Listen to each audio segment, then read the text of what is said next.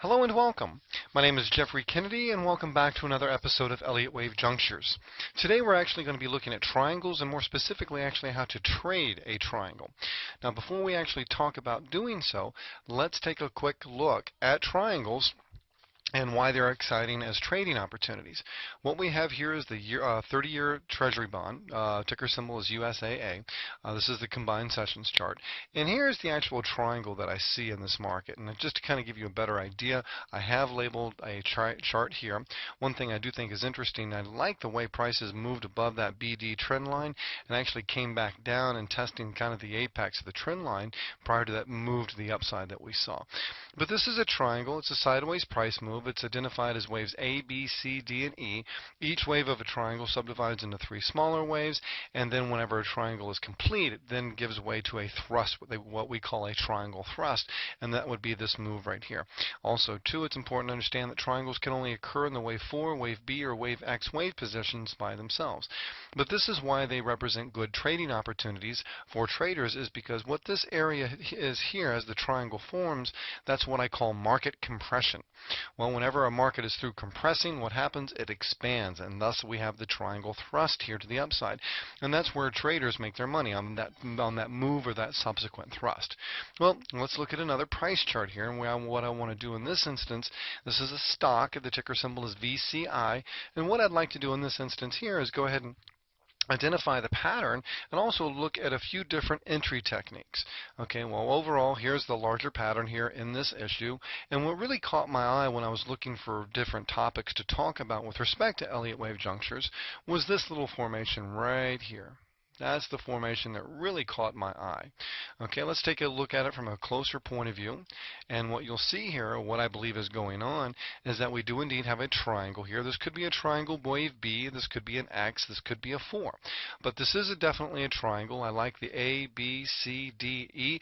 I like the fact that wave E went to 2120 and the wave C extreme was 2121. As you know, that 2121 level really was critical resistance for the interpretation of the pattern, because if we got above there, we actually would have to work with a different interpretation. But again, this is analysis, and what we want to actually do is talk about trading. How do we actually trade the triangle? Well, let me go ahead and show you a chart, or what I think should happen in this issue. Well, of course, I'm looking to the downside. I'm looking for the thrust, and I'm looking for kind of a 1-2-1-2 setup to unfold here as we see prices push lower. I'd like to see the initial move to the downside unfold in 5 waves, and then to see a 3-wave counter trend move. And then subsequently, I would like to see prices break below that BD trend line, that trend line connecting the extremes of waves B and D. I'd like to see a break of that line and then a retest, and that is referred to as a pullback because the larger trend in this market is down. So again, from a trading perspective, how do we take advantage of that? Well, there's a number of different ways, and there is not a single right way to trade. The only single right way to trade is your way, because it's your money, it's your account. But what we have here, I've tried to outline a number of different ways you can actually take advantage of this from a trading perspective. So let's say we're confident with the idea of our overall interpretation here, that we do indeed have waves A, B, C, D, and E. Okay, wave E is done. Okay, now that being the case, we can do trade setup number 1, well, that would be the i.e. sell now. Okay, now if we sold now, or essentially at that point earlier in the day when I was putting the price charts together, our initial protective stop would be this point right here, the extreme of wave C. We certainly don't want that level to give way. So number 1, i.e. sell now, this is a very aggressive approach to actually trading this pattern, because basically what you're doing is you're counting essentially a completed wave pattern in place, A, B, C, D, E. You have no confirming price action. None whatsoever. All you're doing is simply acting on the idea that you do indeed have a completed wave pattern in place. Doing so actually allows you to put your initial protective stop very nearby current price action, and thus it allows you to maximize the profit potential of the position. For example, if we do indeed see that sell-off down to 16, well, getting up here, getting in on the short side when prices are still roughly trading in the 20 handle, that's a great deal of profit potential with very, very little risk. But also, too, you do not have that confirming price action. In other words, this pattern can actually evolve into something else, like what we recently observed with respect to silver. So this would be number one, this trade setup number one, and that's a very, very aggressive style or very, very aggressive approach.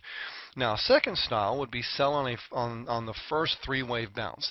So if let's say we do indeed see our waves 1 to the downside, that wave 2, that three-wave counter trend move, what we can do then is focus on that. Now that's a little bit, it's not as aggressive as the type 1 type sell up here, i.e. the sell now, because what we're doing is we're seeing a 5-wave decline and we're looking for that initial or that very first 3-wave counter trend move to take advantage of actually entering a position to the short side. And of course the initial protective stop, of course, is going to still be the extreme of wave E right here. There, by doing number 2, it's not as aggressive as trade setup number 1, but still aggressive nonetheless. Number 3 would be to sell on a break of the wave D extreme, this level right here. What you're doing there, again, by letting what you do in this instance is you let the market commit to you just a little bit more. But because what you're doing right now is you're waiting for that initial 5-wave decline, another 3-wave counter trend move up, and then by breaking the extreme of wave D, you really decrease the odds or the probability of this pattern again evolving into something more elaborate or more complex. So, and what you can do in that instance, if you do wait for a break of the wave D extreme right here, rather than having an initial protective stop at the extreme of wave E, you could put your initial protective stop at the extreme of the most recent second wave, which would be right here. So you can see here roughly that this is equivalent to the same amount of risk that we actually had up here. But again, what you're doing by allowing the market to commit to you a little bit more, you increase the probability of a successful trade, but you also decrease the profit potential to the downside. Now, another technique would be number 4. That would be sell on a pullback. What you want to do then is you want to wait for that trend line, that BD trend line, to be broken, and then see prices advance again correctively, i.e. 3 waves, and test the underside of the trend line. I find that to be a very, very reliable trade setup. And in doing so, I can still keep the risk or the initial protective stop very nearby at the extreme of the most recent second wave.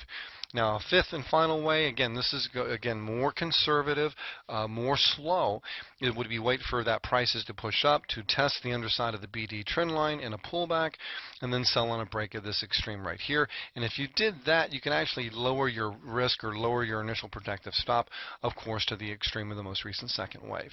Now, I hope what this example has done, because essentially this is what we're looking for from an Elliott wave perspective. And of course you can see there are a number of different ways to actually trade this from a trading perspective. And this is what I was referring to yesterday with respect to the difference of analysis and trading. There's a number of different ways to actually trade this. None of them, there's not one right way. There's only really your way.